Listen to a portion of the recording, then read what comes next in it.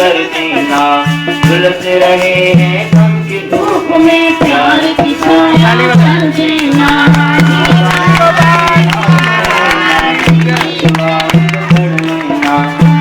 काना के नाव चलेना, तुम पतवार पकड़ लेना।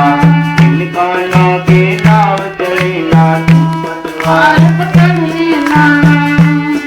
तेरा साथ रहे बरसों तक, तेरा साथ रहे बरसों तक, बस इतनी सीने बात। ये लिए लो चरण धुली, गुरुमुख मुस्काते हैं।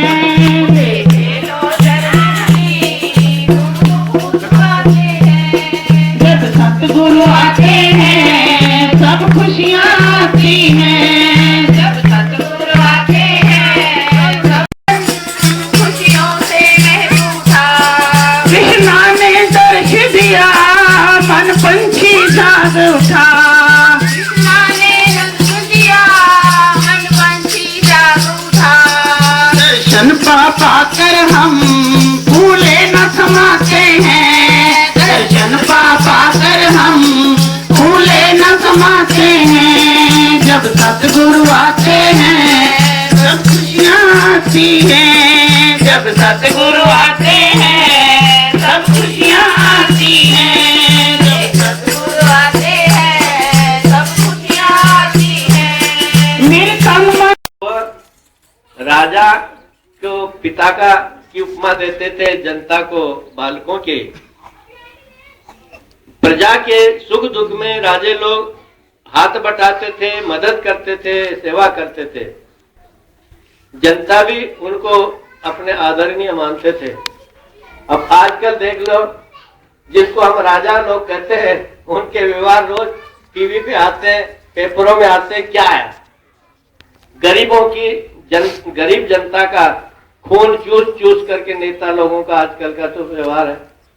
रोज आते पेपरों में, ऐसा कोई दिन खाली नहीं जाता कि इनको राजा कहें कि क्या कहें। और ऐसा करने वाले के वास्ते नीति शास्त्र कहते हैं तप्यंती राज राज्यंती नरक। आज चाहे वो वोटों के बल के ऊपर ले ले जनता का बहुमत तो होता है बुद्धिहीनों का। नीति शास्त्रों में यह बतलाया है कि जनता ज्यादा हो तो बड़ा नहीं हो सकता, बहुमत नहीं प्राप्त होता। बहुमत तो चाहे दो हो, परंतु विद्वान हो, सज्ञान हो। तो धर्म शास्त्रों का कहना है, नीति शास्त्रों का कहना है कि तुमने दुनिया की तरफ देखने से तो कुछ बढ़ेगा नहीं। अपनी तरफ से देख करके प्रत्येक व्यक्ति यदि इस बात को ध्यान में रखे, जैसे तुलसीदास के शब्द में परहित सरिस धर्म नहीं भाई।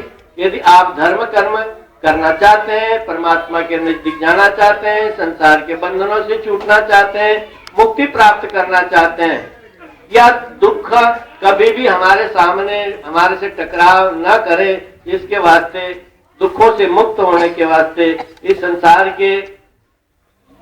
संसार सागर से उस पार जाने के वास्ते, परमात्मा के नजदीक जाने के वास्ते, परमात्मा की कृपा को पात्र होने के वास्ते हमें चाहिए कि जितना हो सके परमात्मा ने हमें यदि दिया है तो उस दिए हुए में से कुछ परोपकार में जरूर खर्च करें। गीता का 3रा अध्याय के अंदर भगवान कहते हैं तैर दत्तान प्रदाय जो यो भुक्ते तेन एव स। गीता कहती है कि जो व्यक्ति इस संसार में मिली हुए तन मन और धन उसका इस्तेमाल अपने वास्ते करता है, दूसरों की मदद नहीं करता, सस्तेन एव स, वो इस संसार का परमेश्वर के घर का चोर है। हमें चोर का सर्टिफिकेट न मिले, इस वास्ते हमें तन मन और धन जो भी प्राप्त हुआ है उसका कुछ भाग, क्योंकि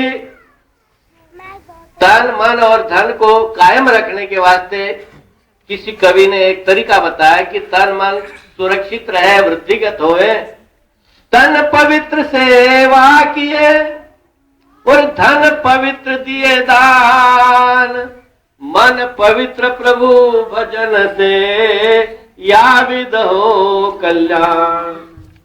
कहते चाहे मनुष्य कितना भी सुंदर हो, गोरा गोमटा हो, यदि वह सेवा से दिल चुराता हो तो किसी को भी अच्छा नहीं लगेगा। माँ को अपना बेटा भी अच्छा नहीं लगेगा, चाहे कितना भी सुंदर हो।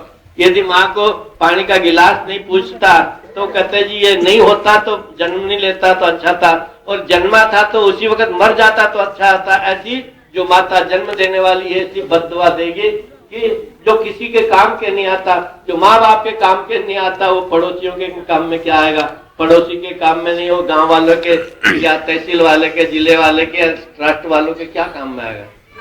कहते तन पवित्र वही गिना जाता है जो सेवा में, चाहे काला है, कुरूप है, यदि दुखी भी है, यदि वो सेवा में भाग लेता है, उसके तकदीर में दुख लिखे हैं, आपत्तियां लिखी है, होगा क्या? यदि वो किसी के भी प्यासे आदमी के सामने गिलास पर पानी का गिलास ले गया और उसकी आत्मा चाहती थी, प्यासा था, वो पानी लेता है, मुंह में डालता है, उसकी आत्मा संतुष्ट होती है, उसके मुंह से निकलता भगवान इसको सुखी रखे। वो आशीर्वाद जहां दवाइयां काम नहीं करती वहां दुआएं काम कर जाती है। इस वास्ते कहते तन पवित्र, गोरा गोमटा होगा तो नहीं कहलाएगा, वो सेवा वाला ही व्यक्ति। तन पवित्र सेवा किए, धन पवित्र दिए दान। धन वहां चाहे कितना भी हो तो न घर वालों के काम में आता है धन, किसी को बच्चों को भी नहीं खर्चे वास्ते देता है, ना रिश्तेदारों को, ना पड़ोसी गांव वालों किसी की मदद नहीं करता, तो लोगों की बद्दुआ उसके ऊपर लगती। इसका ये जल जाए तो अच्छा, चोर ले जाए तो अच्छा, गवर्नमेंट लूट कर ले तो अच्छा। मतलब अनेक घर वालों के भी दिल में से वही बद्दुआएं निकलती है। कहते हैं जो दूसरों के वास्ते पहले नंबर में यदि खर्च करना हो तो माता पिता पहले बुजुर्ग और गुरु कहलाते हैं। सबसे पहली शिक्षा माँ बाप के द्वारा ही बच्चों को प्राप्त होती है। तो पहला बालकों का कर्तव्य होता है माता पिता की सेवा करे। दूसरे नंबर पर बाकी बाकी बाकी सारा बढ़ता चला जाए। तो जो धनवान होकर के यदि सेवा नहीं करता, जोड़ जोड़ करके जोड़ता रहता है, ऐसे लोगों को नीति शास्त्र कहते हैं कि धन के तीन रास्ते, धन के तीन रास्ते जाने के। एक कमाता है, खुद खा लेता, दान नहीं करता, दूसरों की सेवा नहीं करता। पर तो आप कमाए तो आप खा तो लिया ना, किसी अर्थ लगा अपने परिवार के, दूसरा अर्थ में अपना भी पालन किया तो दूसरों की भी सेवा की। आप किया अपने वास्ते खर्च, दूसरों का। तो दो प्रकार, जो व्यक्ति आप भी नहीं खाता और दूसरों को भी नहीं खिलाता, मदद नहीं करता, तो उसके कई प्रकार है। आग लग जाएगी, चोर ले जाएंगे, गवर्नमेंट छीन लेगी, रोग बीमारी लग जाएगी, डॉक्टर ले जाएंगे, दवाइयां केमिस्ट की दुकानों पे जाकर के वो। तीसरा प्रकार द्रव्य का है नाश। तो नाश का रास्ते में न जा, परोपकार में लगे। और जब परमात्मा ने दिया है तो खुद खर्च क्यों न करे, अपने ऊपर खुद करे और औरों को, अपने रिश्तेदारों को, यदि उससे रिश्तेदारियों से, गांव से यदि आगे बच जाता है, परमात्मा ने दिया है, तो फिर किसी साधु संतों की सेवा करते हैं तो बड़ी अच्छी बात है। धन पवित्र सेवा किए, धन पवित्र दिए दान, मन पवित्र प्रभु भजन से। मन की गति खुले डंगर के मुताबिक बतलाई है कि मन ये हमेशा ही बुरी सोच में आगे बढ़ता है, दूसरों का भला कभी नहीं चाहता, अपने भलाई का हमेशा सोचता है।